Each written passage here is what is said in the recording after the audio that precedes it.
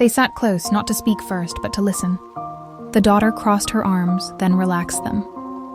"When someone tells me I hurt them," she said, "I feel like I have to explain myself right away." Her mother nodded gently. "That feeling is called defensiveness," she said. "It's our brain trying to protect us from feeling wrong or ashamed." The daughter looked surprised. "So defending myself is automatic?"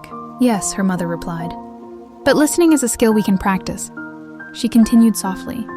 "When someone shares their feelings, they're not always asking for a defense. They're asking to be understood." They practiced together. Her mother spoke as if sharing a feeling. "I felt sad when you didn't answer me." The daughter paused. She breathed. She listened.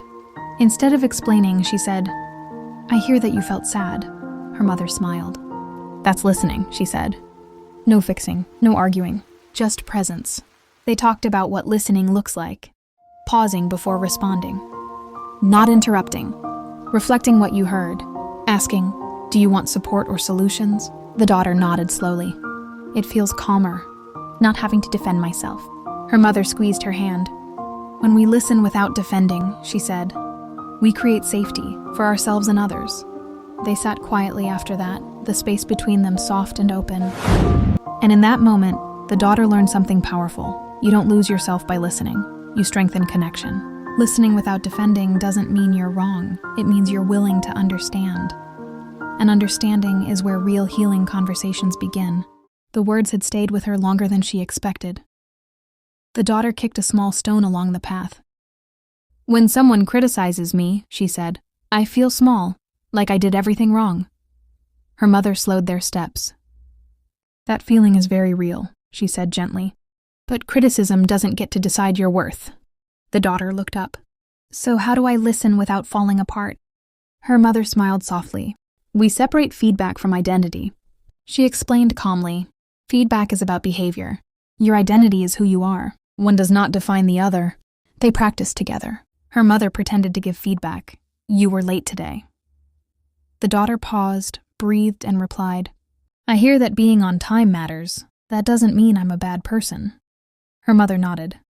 "That's self-respect," she said. Listening without self-attack. They talked about helpful reminders. Not all criticism is true. Some feedback can help you grow.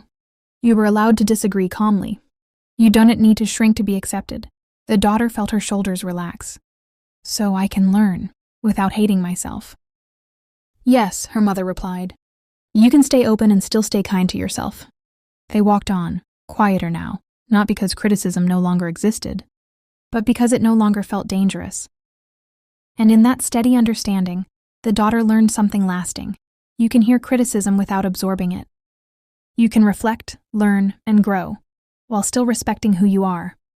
Self-respect is the voice inside that says, "I am open to learning, and I am already enough."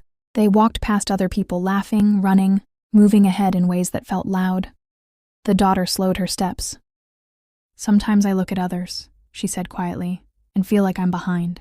Like everyone else is doing better than me." Her mother stopped and turned to her. "That feeling has a name," she said gently. "It's comparison." The daughter sighed. "It makes me feel small." Her mother nodded. "Comparison steals joy," she said, "because it measures your life against someone else's chapter." The daughter looked confused. "Chapter?" "Yes," her mother smiled. "You don't know what page they are on, or what they'd be been through to get there." They sat on a low wall. Her mother continued softly. "When you compare, you forget something important. Your path is unique." The daughter thought for a moment. "So it's okay if my progress looks different?" "More than okay," her mother replied. "It's necessary." They practiced a shift together. Instead of, "Why am I not like them?" They tried, "I'm growing at my own pace. I'm valid. I don't need to race." The daughter breathed easier. "I don't feel as heavy when I say that." Her mother smiled. "That's because self-comparison is the only one that helps," she said. "Who you were yesterday compared to who you are today." They stood and continued walking, not faster, not slower, just steady. And in that gentle step forward, the daughter learned something freeing. You don't need to be ahead of anyone. You only need to be honest with your own journey. Letting go of comparison makes room for gratitude, self-acceptance, and peace. You are not late. You are not behind. You are exactly where your growth is happening.